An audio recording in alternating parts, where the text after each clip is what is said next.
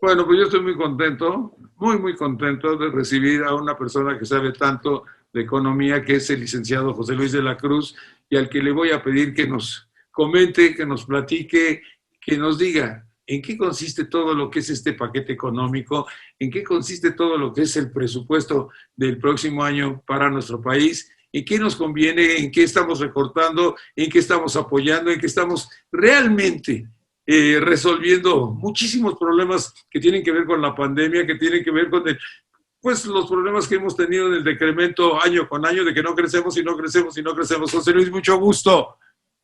Muy buenas tardes, gracias por la invitación, Nino.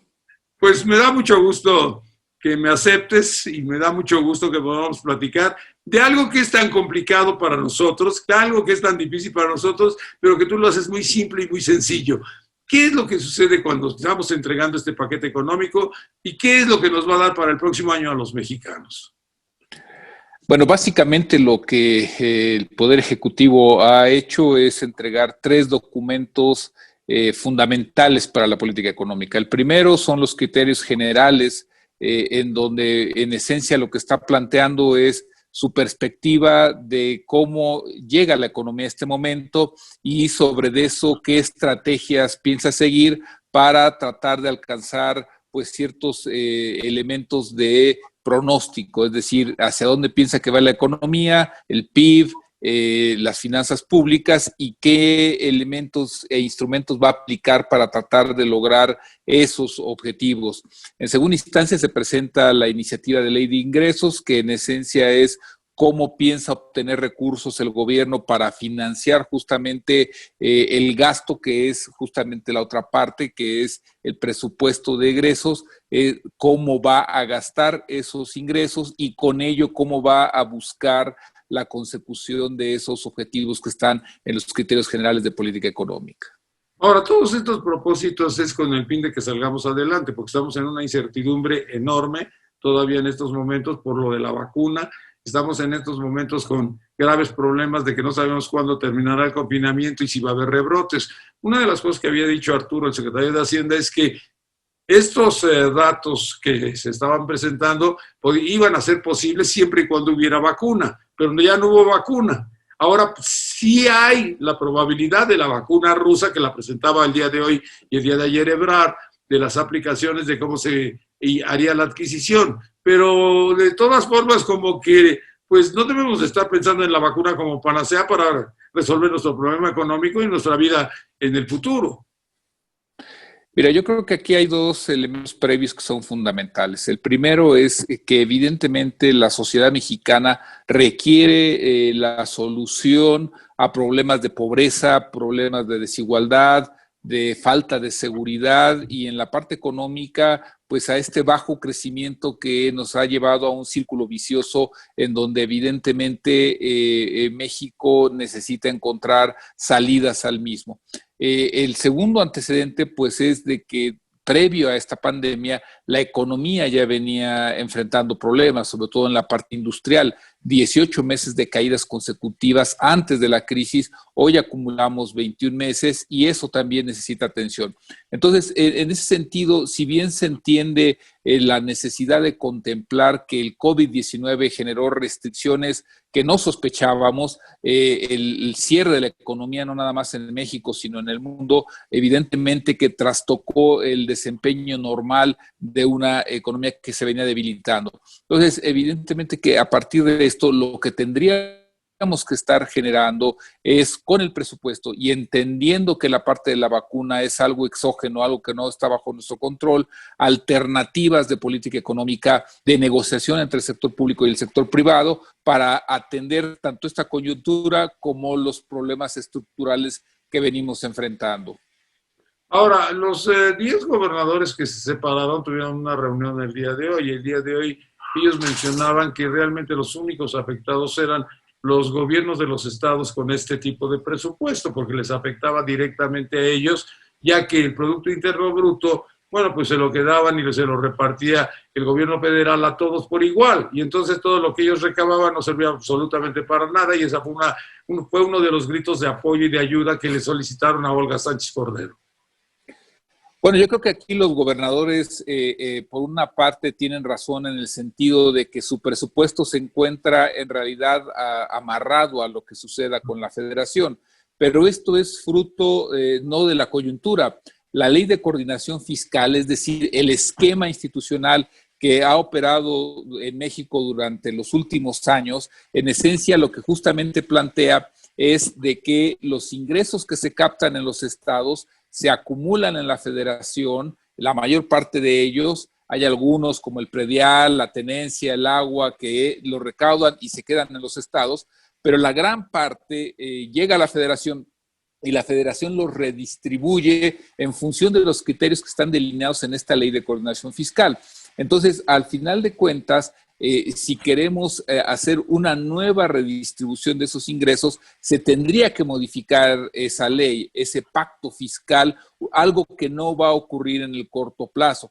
Entonces, se entiende la necesidad que tienen los estados de recursos, pero también hay candados que no se están destrabando en el corto plazo, y ahí lo que me parece es que va a tener que ocurrir una operación política rumbo al año que entra para generar un nuevo esquema de convivencia entre los estados y la federación.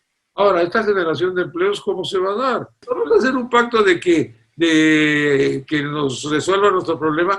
A ver, generación de empleos, ¿cuál generación de empleos? Cada vez que dicen generación de empleos nos empieza a hablar del avión, y cuando nos habla del avión nos está dando el avión porque los empleos los genera la iniciativa privada y parece que hay un enfrentamiento o no están de acuerdo con muchas cosas que están sucediendo en el gobierno federal. Bueno, yo creo que aquí hay que plantear lo que inició, cómo inició el actual gobierno. El presidente habló de una transformación y en esencia lo que está aplicando es un cambio no de política económica. En el terreno de la economía, la transformación que está haciendo es de economía política. ¿Esto qué es? Está buscando rediseñar la función del Estado. El Estado, cómo va a ejercer sus recursos y qué tanto o cómo se va a vincular con las empresas, con la sociedad y cómo va a funcionar el gobierno en ese sentido. Entonces, estamos en un proceso en donde, independientemente de que si el presidente tiene o no razón en los cambios y cómo los está dirigiendo, en una transición que está cambiando las redes de poder. Eso es lo que está ocurriendo, dentro de lo cual pues está la asignación del presupuesto. Pero por otro lado están las necesidades de la población y tú lo acabas de marcar. El empleo es al final del día la forma de sustento, de vida diaria de los hogares, de las personas. Es como los padres y madres de familia llevan recursos para la vida diaria de sus hijos, que vayan a la escuela, vistan, coman. Es decir, el empleo se encuentra resumido al final del día el bienestar de la mayor parte de la población. Por lo tanto, independientemente de todos los cambios políticos y las transformaciones que se tengan que hacer o que se deban de hacer, algo que sí tendría que estarse procurando es de garantizar el empleo a los mexicanos. Para ello se requiere inversión y lo que nosotros estamos observando en el presupuesto es que la inversión va muy focalizada a los grandes proyectos y que por lo tanto se necesitan acuerdos para que el sector privado pueda hacer o pueda complementar a esa inversión que está haciendo el gobierno.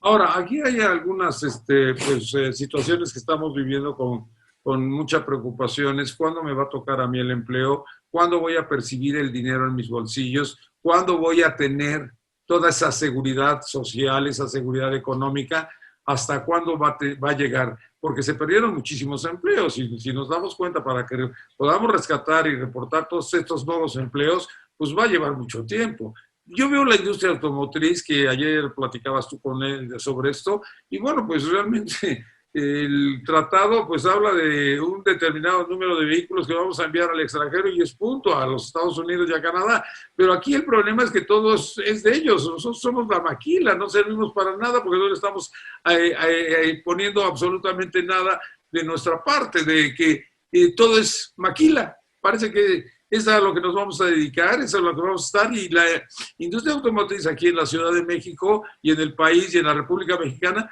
lleva una caída de 2 años, en la cual no se ha podido restablecer ni con leasing, ni con contratos, ni con absolutamente nada. Bueno, yo creo que también aquí hay algo que sí debemos entender. Esta crisis está provocando un cambio estructural. Es decir, además de la transformación que el presidente López Obrador quería hacer en función de la historia que teníamos hasta julio del 2018, el problema es que ahorita la crisis económica, el COVID-19, están provocando un cambio estructural a nivel global y evidentemente en México. ¿Esto qué implica?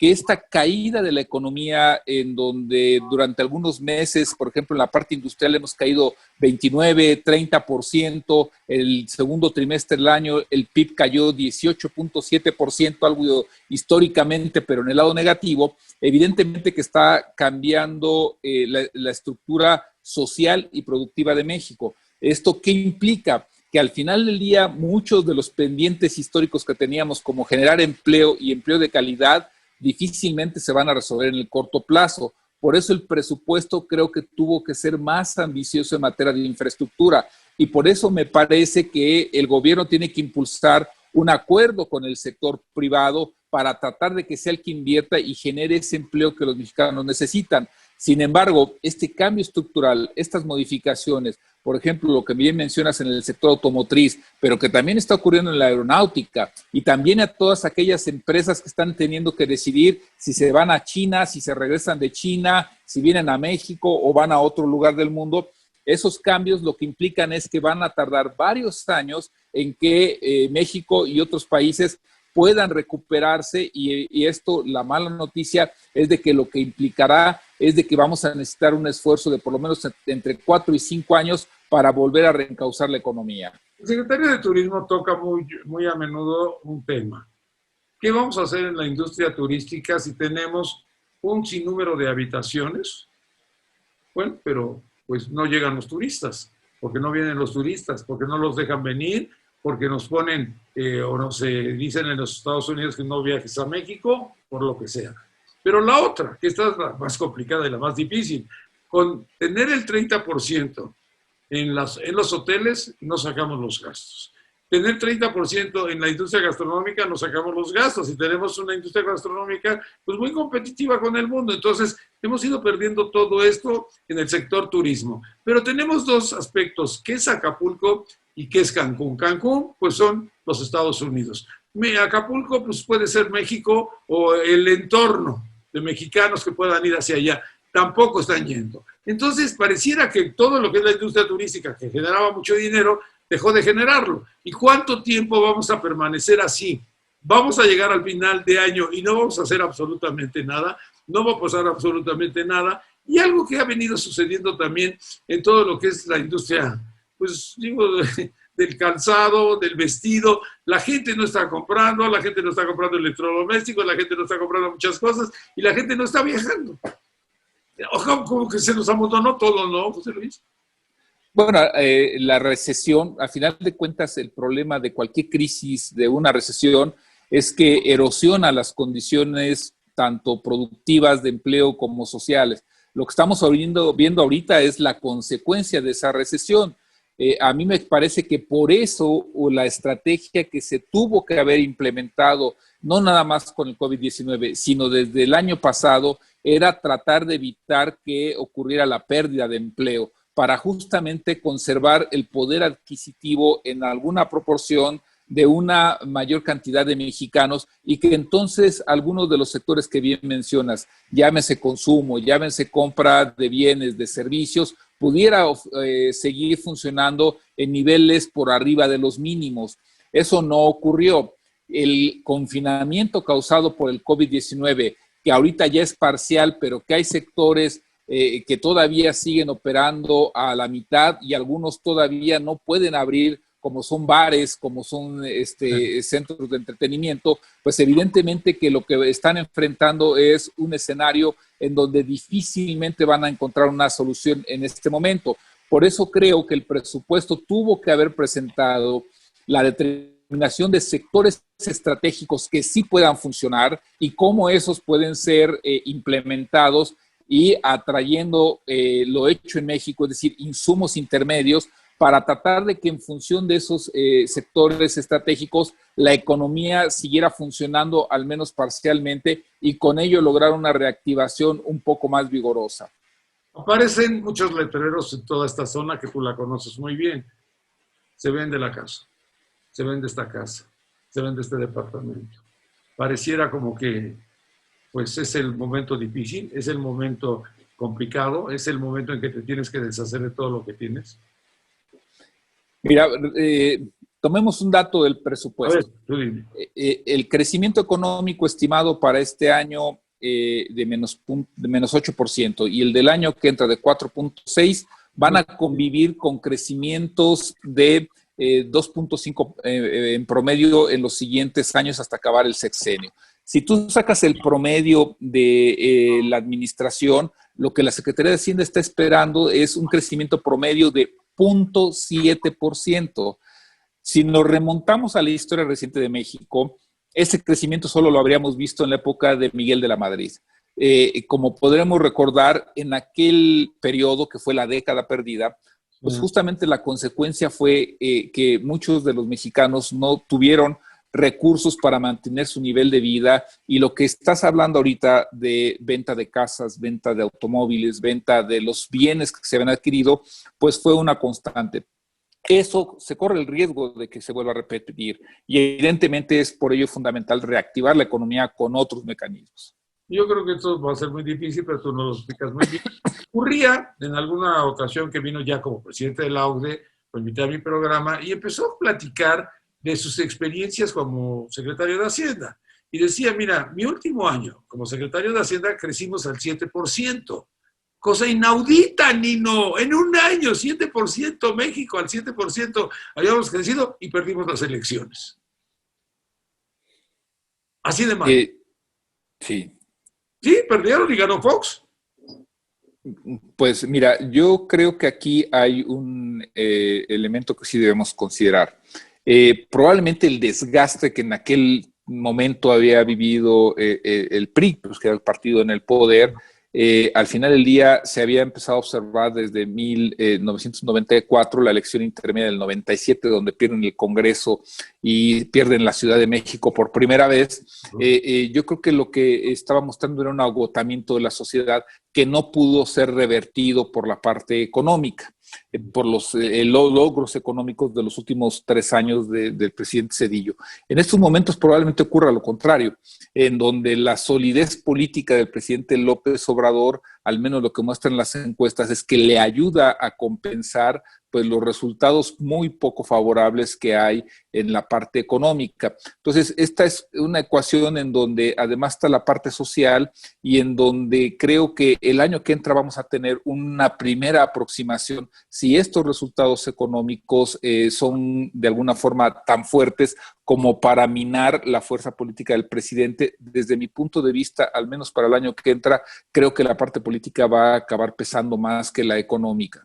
Un país corrupto es un país atractivo para los grandes capitales, para que vengan a invertir a nuestro país, porque estamos en los últimos lugares de los 129 países y pareciera como que esto pues no les da mucha confianza. Y el día de hoy acaba de aparecer la expulsión de Luis Videgaray del MIT porque pues es una persona corrupta. Entonces todas estas cosas como que van fluyendo.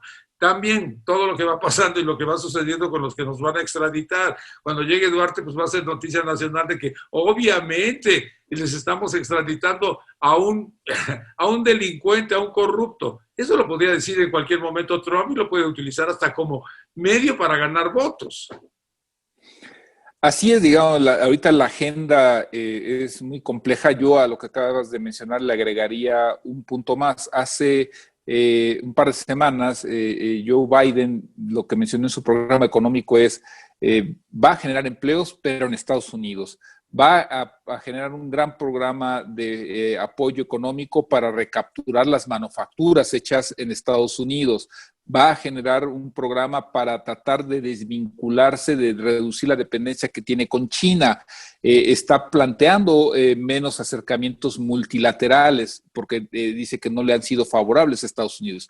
Es decir, la agenda política en aquel país, sin lugar a dudas, va a incidir en la agenda económica y política de México, porque el país tiene una muy fuerte dependencia de la inversión extranjera directa de Estados Unidos. La mitad viene de allá. El turismo, tan solo California, la mitad del turismo que viene de Estados Unidos es de California.